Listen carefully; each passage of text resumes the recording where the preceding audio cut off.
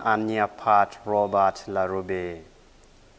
Nicake karama Gamente mikwede miyo chiane pat bora nyuali Uganda man chiane Emiyoga inoni gin magen gotim marach fonye po Ramadano maduong oweko kumbeti mo tika loke pol pa jomo no chiane man pigi tiki kero me dwoko ne piem gi wajo ni piki mini gi fony mati ngoke kume manom yaro giti kwede ki chiane man wanen matute ki boda church pa Wanlo TV Dennis Oti Igulu district dul maroma pawi aboro kiyero gi kono minongo kony miliman. Ento dura pawi abichele kuma par bor man. Ena yo no gutiako kono jami mameta weng wek gunong kono liman matie we million mia bich ke wiye ni.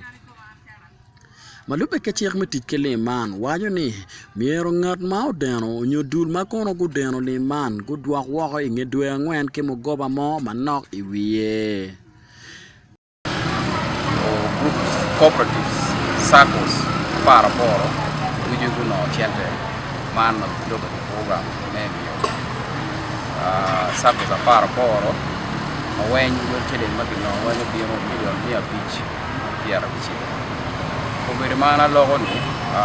people, SACCOs are power, we are Chile, or Dodong, who will be kero, make Gamente, Emiyoga, by my game, the Jacko teach. And to SACCOs Mario, and a fully chawan, the Abu Kero, Gamente, Malube Mereki, Jimmy Madero, and Makiki and Ken members. We're chilling Madame Emiyoga, Chi Million near there, here upon one, I come Anone, Dharma Urudon Manano, Tika Dwoko, million here up there, Madame account. Dano Bukero, Cente, account for group material. On war kiene kachi gendong kwa shilling of the account for group material of the account for sako no ku ver kero me cente. Kerbet kumeno dula pawi abichel man madong no guno kono cente manio mier no gudwa nge dwe angwen ento pia gudwa le man Yen wate kan lo ye matera yene madong mini makar ne okar ro ne ko e chure dwa ko ka da pong wa mini cente kene ngwen dua ngwen ne ke mini ne kai ni tiu ere chi dwoko mugo ba me wie bel timari tiri pasena rio tona bero ke kan ma ini churu ke due angwen ne menyore ne ka chi ini gamo chiling milion achien no e bi churu wie chiling ali piari wa ber kan pe due angwen ya wa kero kum chenta magen guden matie million mia der koloni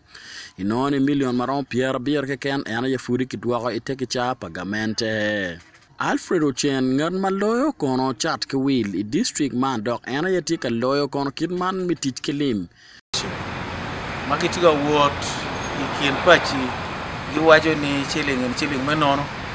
omiero peke dwapgi tido mo mia mero warning gin lotela man ma go yabo sako makelo ni political leaders sako ni chilling ene peti ma poko menono ero merocho ko padano doka guti ukere mabe chilling ene bo meru doko madit with poverty level matima tek bot 1% pier bichili yo bor o agi ya chodi donc chalo won ko ma pitch me gulu amero wacho bolo tela machawa duju gi mer ber ka politiki ni kar me politics utumo ko romo kar me service delivery mi pe man chilling me Emiyoga government programs ngaremo pobu to kere ko chek pere so pe man kar romo dano ko nyore chingi menene ni keriamo chan dano duju odonyo within the economy makelo chilling maloko ko padano tiro bene kare machiek ye kono ke ngat ma odeno nyodul mago deno kono cente man ni omiero gudwak wak dong liman pero tie I mindset dano gitio ki wij man ni jami tie mage poka ki mia but karo romo dano metiu jami gi malopa ki guideline magamento kiro Emiyoga ini ti revolving fund miero uluare ikindano unya ikindano Opio Christopher Teke won kom Gulu district uchio matek jo matika wor ke lok gopa mi balo kono yo Gamente en wajo ni peho madit kono loyo ena yakin madano tero kere kono ke yo Gamente. Yeah, it's been, I think there was inadequate sensitization. The program was rolled without, giving the beneficiaries important information on how they're supposed to utilize this money, what they're supposed to do with it, how they're supposed to save, how they're supposed to repay, So all these things, I think that's where the problem was coming from. You know, there was inadequate sensitization on the program, but also, you know, there was no monitoring almost, because most of these groups, as you see, they will confess to you that ever since we got this money, no one from the district, either from the commercial office or RDC office, came to follow up to ensure that either we pay or what we are using this money for. No, we are going to enforce. This money must be paid. Jocho wani diji mi Gulu district otiero kama ene neno ni peko tiye matek ma weko kono kidman mi gamuli man tiye ka doko teka tira ke bot lwak. Ujok Charles won kompa dul magi tiye ka kuo kono ke ngolo ma bena gul no kono le man. Ento chul tiye ka yilu gi matek en waje ni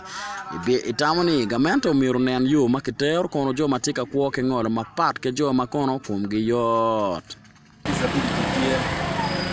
Category mo kane din no Gamente yo disability kira wadane kere iye ki jono ba kere kin category mo kane iti terwa maroma eto one child disability but like no government in Uganda no ye no for where on one disability award kira ba award kere pen won tien pe por nyu ngat ma dul kuma timo mapo rene timo jimi no yor more where in chak no jemi ano beno chen no pe ko ti mo ti no ko pe chan ga fu pe ti kar me corona chen mo be ga ti kere group matin no kai chere kin pasi ke wai wati kwando bi ka jara an Gamente ni Uganda ko men disability ti ke kita ma pa ke to ke kata ko pante tere ba no ti la ngora chere ga in chere bor wai chen ne fula ti me gona ke me fit ko ke la chen mo ko ke chan awiri ke mo na kero be fit kar me chate fit program ti wati mu ni Arach Margaret won kompa dul palotela miya swa ma bena guno cente man ento chulu betika yelu gi matek en waje ni gien dong gien matika kwero kum gi loyo ena ye cente ma ke ngolo kono I bang complain wati ko man na chalo wan ko den wati sebi an sebi yen ne ken ko di dia ne don ko water ya ko